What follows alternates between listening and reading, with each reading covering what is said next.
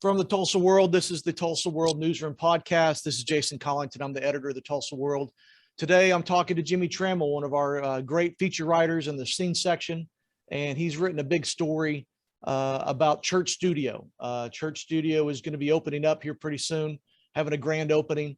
And Jimmie, tell everyone a little bit about Church Studio and why this is such a big deal for Tulsa. Well, 70 years ago, not 70, let me get that correct right away. 50 years ago, okay. 1972, Leon Russell was among the biggest stars in the world. The year before, he had been the ringleader, the band leader for Joe Cocker's famous Mad Dogs, the Englishman tour. It's one of the biggest, most historic tours of all time. In 1973, the year after, we're talking about 1972 with Church Studio. 1973, Billboard magazine named Leon Russell the world's top touring artist. Okay. Oh, wow. So a music artist from Tulsa, Oklahoma, went to Will Rogers High School, was the biggest touring artist in the world in the 1970s. Huge star. Could have gone, anywhere, but he came back from California to Oklahoma, to Tulsa, and opened. He bought a church. It been around since 1915. Called it Church. It was called. Well, I don't know what the original name was, but he bought this church and turned it into a recording studio for his record label. He started Shelter Records with Denny Cordell, and this studio in Tulsa, Church Studio, was kind of the Tulsa headquarters. They also had headquarters out in the West Coast for Shelter Records. But long story short, and I have made this into a long story. You haven't even got to talk yet, just me. Long story short, Tulsa, Oklahoma Church Studio became a destination for music artists from all over the globe. And whether it's fact or urban legend, like George Harrison was, popping up at clubs around town just to hang out at Church Studio. Eric Clapton, everybody, was all coming to, like a magnet, being drawn to Tulsa for Church Studio. And now 50 years later, it has been restored to past glory by Teresa Knox as not only a tourist attraction to appreciate the past, but it's a functional recording studio again. And they've got people coming in to record new albums, a Church Studio. Just a big time addition, a re-addition to the Tulsa landscape.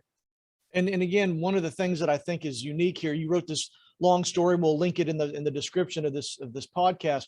But one of the things that you touch on is the fact that this is, for Teresa Knox, this was something she felt like she had to do. This was something that was, again, many of us have driven by it. It's here downtown, and for years it was boarded up. For years it was not a place you could walk into, and went through a lot of different it's gone through its own journey since Leon Russell died. And so talk about this, who Teresa Knox is, and why, of all things, did she feel like this was so important to bring back to life? Yeah, Teresa Knox, she also owns Harweldon Mansion, owns some, nice properties around town. But Teresa Knox has been a fan of Leon Russell since age 8, which is amazing to me because, I guess if we all had could build a shrine to whatever we loved when we were 8 years old, I'd have a Super Friends museum, the Hall of Justice somewhere, But Teresa Knox had the resources to buy and remodel Church Studio, the place that is most associated with Leon Russell in Tulsa. And it's been certainly a passion project for her restoring this. It's taken 5 years for Church Studio to open, and it opened this week, March 1 through 5 is the grand opening. One of the things I think that I like about her story is that she, when you get a chance to have that kind of money, you can do a lot of things with it. Sure. And one of the things that she does, and again, Stephen Pingree and you got a first look inside this place, and we were able to kind of take a tour of it before it opened. And what I saw was nothing out of place. What I saw was not only a restoration, but I would say a renewal in what happened in that place. Because again, it's a music studio, and as much as you can't bring back the people that were used to be there, it looks like they've gone at lengths to give you not only it's a studio slash museum slash fortress of solitude, if you will, that has all the things in it that you think would be in it. Those 70s memorabilia, the touches of Leon and who he was. I was really kind of going, this is something that, again, we've kind of got this might be the trinity of the places that every famous person comes to, right? Everyone who comes to Tulsa now, they go to the Outsider's House, they go to the Woody Guthrie Museum. The church studio might be the third thing. And when it opens, maybe the Bob Dylan Center is the fourth. We're kind of creating those places. We've got some friends that work at some of those places, so we know and we see the stories on the photos on social media. When the singers, songwriters, celebrities come to Tulsa, they've got a couple stops that they want to make while they're here. Yeah, and we can add OK Pop onto that too when it opens probably next year. Right, that's the Oklahoma Pop Culture Museum that is going to be right down the street, across the street from Kane's Ballroom, which I cannot wait. Every time I go to a Kane show, I can't wait to walk into that place. And you talking about the church studio and how it's been more than restored. Right, I totally mix of old and new. Yeah, not coming from Teresa Knox, but coming from friends of friends who know people. And when they talk to me about church studio, they say that anytime it came to anything inside church, it was spare no expense. Like whatever is the best and makes it look most authentic and the best equipment, that's what you want. And this is already spread around the music community. And people from the music community know about this. They've been in. People are signing up to record there. Just by coincidence, I was interviewing the front man for Candlebox, which kind of popped in the 90s band. Oh yes, listen to it many times in my dorm room. Yeah, far behind. But I was telling him about this, like, hey, we're not talking because I'm your travel guide, but when you come to Tulsa, you should go to Church Studio because here's the history and it's being restored. And he knew about it already. And oh, by the way, he said on our album from a couple years ago, if you look at the album cover, there's a copy of the band on top of Church Studio. And okay, well, so it seems like it takes sometimes for people to remind us Tulsa has really cool stuff. Oh, and people outside of town may realize even more than us sometimes. Like it took Danny O'Connor, who was raised on the East Coast and the West Coast, to come to Tulsa and remind us the Outsider's House is worth saving. And now, of course, you'd look at that and say, well, yeah, sure, you should save that. And the same is true with Church Studio. Can you imagine? I talked with someone this morning. Church Studio was owned by Steve Ripley for like 19 years, and a great Tulsa music artist who was big buddies with Eddie Van Halen. If Steve Ripley doesn't own that Church Studio for 19 years, maybe it goes away. Maybe somebody buys it and mashes it over, and what a loss to history that would have been. So we're just really fortunate that these things have survived long enough to be appreciated again. Well, and that's one of the things that, you don't have to look at too many photos from the archive to know that there were amazing theaters that were downtown that are all gone. Circle Cinema is the only one that's left. So many things that have been destroyed for parking lots, so many things that have been wiped off because of a tornado, or for the fact that certain things have survived. And we've got these people, we had some land by the river, but then George Kaiser and his family foundation decided to make the gathering place. We've got these people who have taken it upon themselves to find something in Tulsa and either put something there that wasn't there before, or to find something. And again, I really believe it's not just a restoration, it's a renewal, because it's got a whole nother building attached to it. Right. And now Church Studio is a destination. And also there's going to be bands that are going to be recording their first album there. This could be a whole nother place where people come. And again, our list of Tulsa musicians is long. And it's over decades and decades, from Bob Wills all the way up. And so, as I said, as a music guy, as a live music guy, I am excited. I'd love to be able to see what kind of bands are going to come in that you're going to find out about, because people are going to tell you, because everyone knows Jimmy, and Jimmy gets the phone call of, hey, Aerosmith is at Church Studio right now. They are. I gotta go. No, I'll be back right. well, I'm just saying that I remember Steven Tyler, that when he was married to someone from Tulsa for a while, we heard about him being at a store in town, and one of our photographers went over there and got a great shot of him, and he hammed it up and loved the attention. And it said that's one of the reasons why, Tulsa's my home, because this place is special and it's got special things in it. And I've already had one or two people let me know from out of town, hey, when that Bob Dylan Center opens up, I'm coming to visit you. And so I'm happy to, I said, it's just kind of an exciting time. This is just another thing that we have to quit being a damn flyover state. It's somewhere that people, be okay. Now we've got the best concerts coming through. We still got Canes that still brings in those bands that are up and coming. It's just an amazing time to be in Tulsa. It really is. Can we get the Neil Diamond archives? Can we get those too? I want the Neil Diamond archives. Okay, we'll make a list, Jimmy, of all the other archives that we should. Because again, we've got the Woody Guthrie archive, we got the Bob Dylan. Right, we could just kind of go for who's next. That's the question. Who's next with the great donors and music fans that we have in this town? Who knows what the next band's going to be?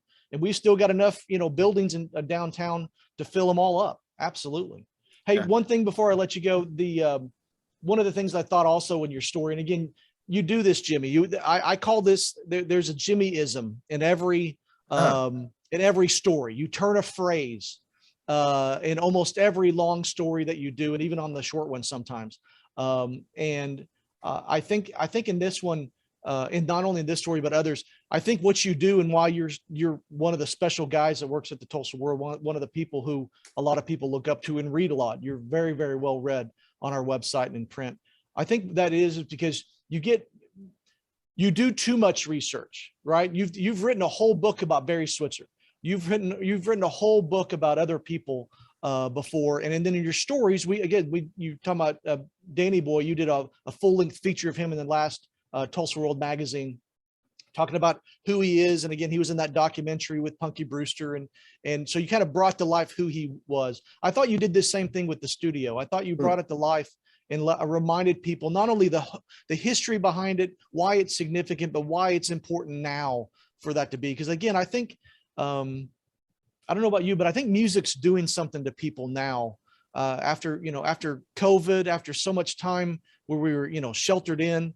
I know when I'm going to live music nowadays, I'm feeling something that wasn't there, that maybe we all took for granted before. But I think music is playing a role in our lives where it's really touching us like we never have before. And for us to create of anything, a music studio for people to come and create music, I think that's really special. But tell me what your thought is going away from this. Again, people are going to start going to it.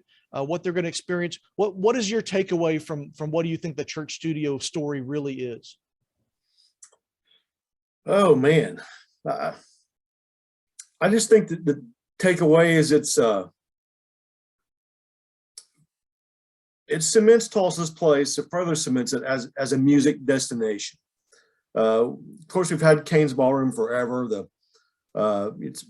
People came from surrounding states just to go here and dance to Bob Wills and the Texas Playboys. We've got the Guthrie Center. We've got the Dylan Archives coming, the Dylan Center. Yes, we got the Tulsa sound history. There's so much. I mean, people don't realize that Eric Clapton came to Tulsa and basically cherry picked the talent here to go reinvent his career. And there's so many stories like that. And the music history here is so rich. And I think you're going to see some organization of that in the future, where these different entities maybe come together and get a strategic plan to say, hey, Tulsa is a music city. We're, different that don't apples and oranges with Nashville, Austin, whatever. You don't want to be the next something. You want to be your own thing. Yes. I think Tulsa is going to be its own thing. And it's just more than ever, Tulsa is a destination for music lovers. Yeah, and I would say that the local music scene is rising. I know there's several bands that I go see on a regular basis. Barrett Lewis, his band that plays here in Tulsa. Jacob Tovar, his band. You've got Maggie's Music Box, which is a place out in Jinx that's got live music all the time. There is talent, homegrown talent. I remember, the guy that wasn't even the lead singer of a band ends up winning American Idol. And so that's the kind of talent that we have here. And you're right. I think that this is not only a destination, but I think we're just on the brink of it. I think this is, I think this Church Studio might be, when you're writing that story a year or two from now, Jimmy, I think you're going to see that this is kind of where we took a hard left. And the music scene here became something. And again, hopefully those musicians that are waiting for their break, hopefully they're getting on those stages locally and trying it out and getting it out there. I tell people all the time, Garth Brooks played Willie's in Stillwater for a long time without, not thinking that he could make it.